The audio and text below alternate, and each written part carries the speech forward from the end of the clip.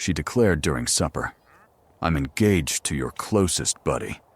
We've been secretly dating for several months." The entire gathering fell into stunned silence, every gaze fixed on me, anticipating an outburst. I remained mute. Instead, I discreetly unlocked my phone beneath the table, accessed a solitary image, and wirelessly shared it to him. My partner's name was Amelia, and my lifelong friend's name was Liam. For the past 4 years, I believed my existence was perfectly arranged. I possessed a stable career, a stunning woman I adored, and a companion I'd known since childhood.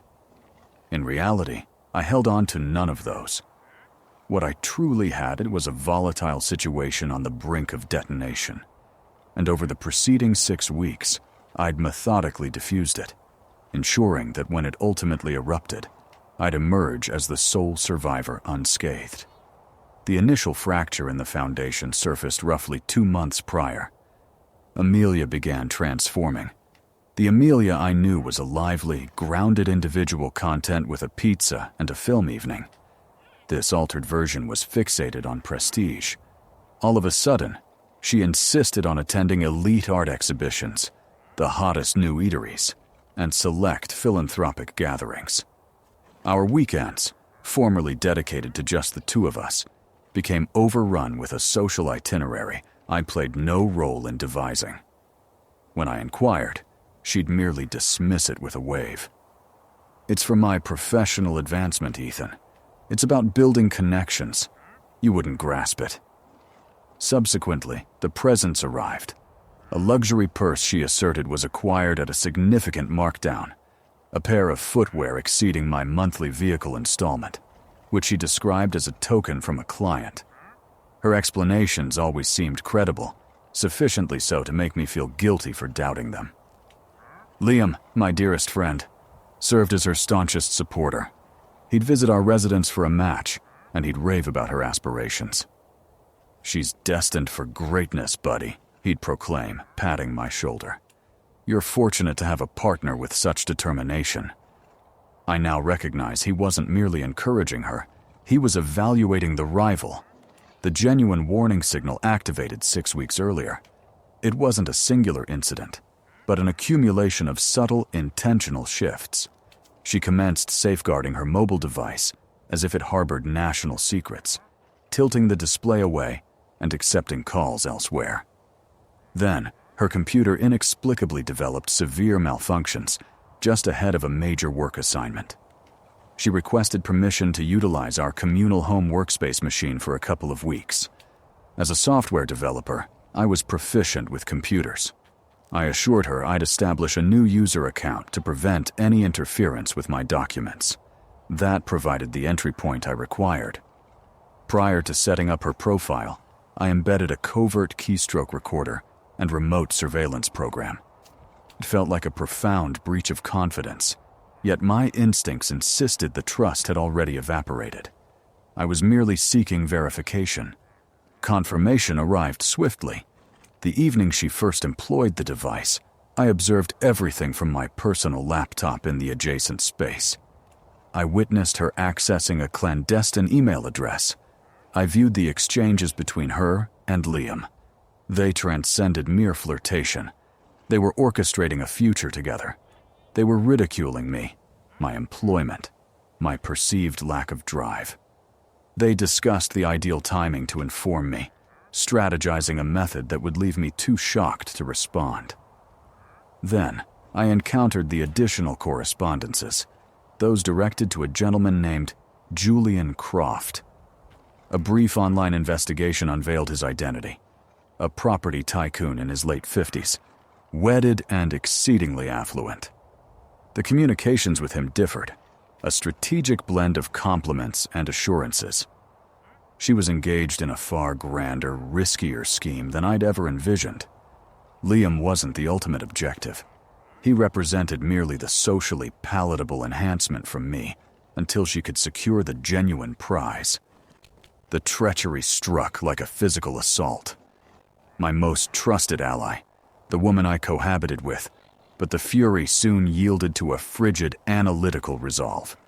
They presumed themselves cunning. They regarded me as a naive individual, oblivious to their scheme. I resolved then that I wouldn't merely confront them. I'd permit them to construct their illusory realm, only to be the one who incinerates it entirely. This wouldn't devolve into a chaotic separation. It would be a meticulously orchestrated implosion. I persisted in tracking her actions, amassing my arsenal. I uncovered reservations for accommodations on purported business excursions her employer never endorsed, all financed by Julian. I discovered online purchase confirmations for the client gifts. The concluding element of the enigma materialized a week back. She informed me of another obligatory work journey, this time to a technological summit in a proximate urban area. My monitoring application revealed a contrasting narrative. It displayed a booking at an upscale boutique, lodging under Julian's designation. It also exhibited a travel itinerary for her, not toward the summit locale, but to a secluded airstrip adjacent to Julian's seaside property. This presented my opportunity. I knew from his social platforms that Julian was an avid sailor. I was also aware he favored a specific eatery in the port town near his residence. I requested 2 days off from employment, informing Amelia I was visiting my ailing relative. I traveled the 4-hour distance to that municipality. I lingered at a cafe opposite that dining establishment for 7 hours, patiently observing. And eventually, I spotted them. Julian and Amelia exiting the restaurant, chuckling. He encircled her with his arm, and she gazed upward at him with the identical fabricated affection she once bestowed upon me. He sported a strikingly unique, bespoke timepiece, a feature I'd memorized from his digital profiles. I retrieved my phone, magnified the view, and captured a flawless, crisp photograph. Amelia, Julian, and his unmistakable, exorbitant accessory, all captured in a single shot. I possessed my instrument of retribution. I anticipated the conclusion was imminent. Amelia and Liam grew increasingly audacious, more negligent. The culminating event initiated when Liam contacted me on Monday. He desired a celebratory meal on Friday. He mentioned possessing significant updates to disclose. He proposed an upscale eatery among their recently favored spots. He urged me to include Amelia, naturally. It all seemed transparently obvious. This marked the moment. This constituted the evening they intended to unveil their momentous revelation. I comprehended their rationale entirely. They sought not merely to terminate our relationship. They aimed to demean me. They perceived me as a passive, uncomplicated fellow, incapable of causing a disturbance. By proclaiming their betrothal before our acquaintances, they could dictate the storyline, portraying me as the abandoned one, the individual unable to match pace. It embodied a maneuver for dominance, and I was content to allow them the illusion of authority. I dedicated the ensuing 4 days to preparations. I established a fresh banking account and relocated all my savings from our shared account, retaining merely a modest sum. I consulted an attorney and commissioned a formal eviction directive, given Amelia's absence from the property title of my dwelling. I assembled all her possessions, every article of footwear and handbag, into cartons and arranged for a relocation service to store them in a warehouse. I covered the initial month's rental. By Friday dawn, every remnant of her had vanished from my abode. The sole remnant was the individual image on my phone. That evening at the restaurant, the ambiance brimmed with unspoken tension only I comprehended. Amelia and Liam radiated joy, exchanging covert grins and discreet physical contacts beneath the table. They imagined themselves as the sovereigns of this domain, clutching every advantage. They selected the priciest champagne bottle. Ultimately, following the primary dish, Amelia arose. She clinked her glass with a utensil, a self-satisfied, luminous grin adorning her features. "Greetings, everyone," she commenced, her voice laden with artificial sentiment. "I simply wish to express gratitude for your presence. This past year has signified immense personal development for me, necessitating arduous choices to pursue my passions and attain authentic bliss. She glanced my way, a glimmer of condescension in her gaze. It formed part of the act. Occasionally, she proceeded, one acknowledges that the existence one leads isn't the one predestined. And I am profoundly elated to announce that I have located the individual with whom I am meant to share it. She pivoted toward Liam, her eyes aglow. Liam and I have been romantically involved for the recent months, and this evening I am ecstatic to proclaim our engagement. The remaining companions at the table, evidently privy to the surprise, burst into ovation. They all directed their attention toward me, expressions blending sympathy and voyeuristic intrigue, awaiting my collapse. I refrained. I merely smiled. I regarded Liam, my former closest companion, the man who had usurped my existence, and offered him a deliberate, cognizant inclination of the head.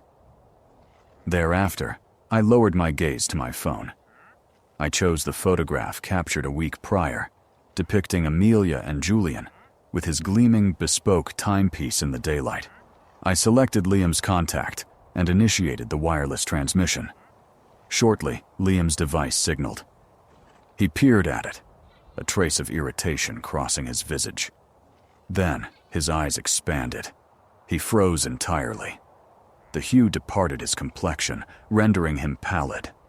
He shifted his gaze from the device to Amelia, then to me. In my stare, he discerned not wrath, but an icy, irrevocable conclusion. He finally grasped. He wasn't the victor. He served merely as another piece in her stratagem. He rose, his seat grating noisily against the surface. The eatery fell hushed. When was this image captured? He interrogated Amelia, his tone ominously subdued. She faltered, attempting to view his phone. Which photograph, darling? What's the issue? This one? He bellowed, thrusting the device toward her face. With Julian Croft? This was photographed last Saturday. You informed me you were tending to your ill aunt in the rural region. You utilized my credit card for the lodging reservation. The pallor overtook Amelia's features. She found herself ensnared. No falsehood sufficed to extricate her. The other acquaintances at the table merely gaped, jaws ajar. "We're finished," Liam declared, his voice trembling with indignation. He extracted the freshly acquired engagement band from his pocket and hurled it to the floor. "You represent the most manipulative, deceptive individual I've encountered. You deceived both of us." He glanced at me, a hint of remorse in his eyes. He was aware, he addressed the group. He knew the entirety of this duration. He scattered several $100 notes on the table to settle his portion of the bill. Then, he pivoted and departed the restaurant without a backward glance. Amelia remained seated, wholly and irrevocably exposed. Her flawless proclamation, her triumphant conquest, had morphed into a public dismantling. I composed myself, retrieved my wallet, settled my portion of the bill, and arose. "Well," I remarked to the astonished hush of the table, "this evening has proven exceedingly dramatic." Thereafter, I exited, abandoning her amidst the devastation. I returned to my serene, orderly residence. I obstructed her contact, Liam's contact, and the contacts of all acquaintances complicit in the scheme. The tranquility proved exquisite. An hour elapsed before the insistent knocking commenced. It was her. I observed her via my doorbell monitor, her visage a disarray of tears and fury. "Ethan, unlock this entrance. We must converse." I merely monitored the transmission. A peculiar detachment enveloped me. Following several minutes of her vociferating my name, I addressed her through the intercom. "There exists nothing to discuss. Amelia, our association has concluded." Her demeanor shifted abruptly. The ire dissipated, supplanted by a frantic, imploring weep. "No, sweetheart. No. I cherished you. It was perpetually, You. Liam constituted an error. Julian signified not. Permit my entry. I possess no alternative destination. That ceases to be my concern henceforth, I stated.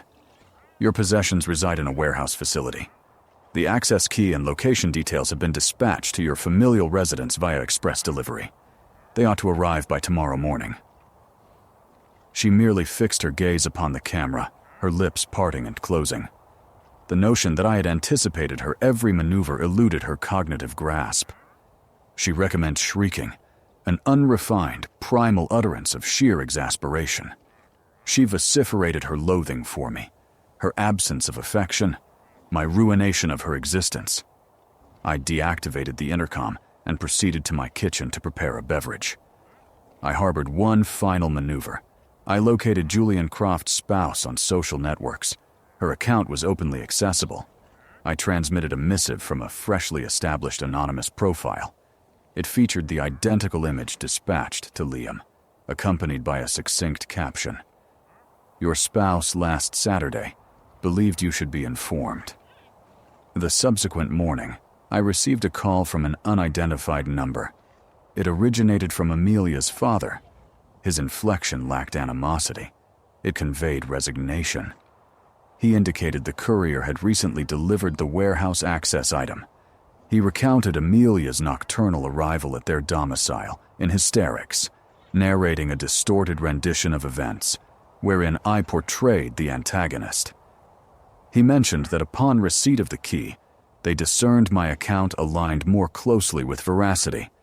He conveyed they had issued her an ultimatum: secure genuine employment and commence therapeutic sessions, or face independence. The parental financial support had terminated. This constituted the inaugural domino. The subsequent one toppled 2 days later. Julian Croft's spouse, a lady named Eleanor, was not inclined toward passive acceptance.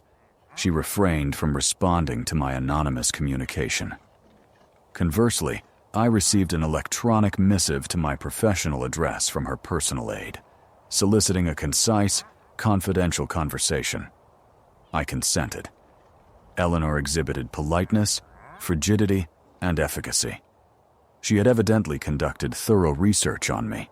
She expressed appreciation for the intelligence and inquired regarding additional details. I forwarded her a curated assortment of the keystroke-recorded evidence, lodging confirmations under Julian's designation, digital captures of Amelia's extravagant purchases funded by him. I requested no compensation.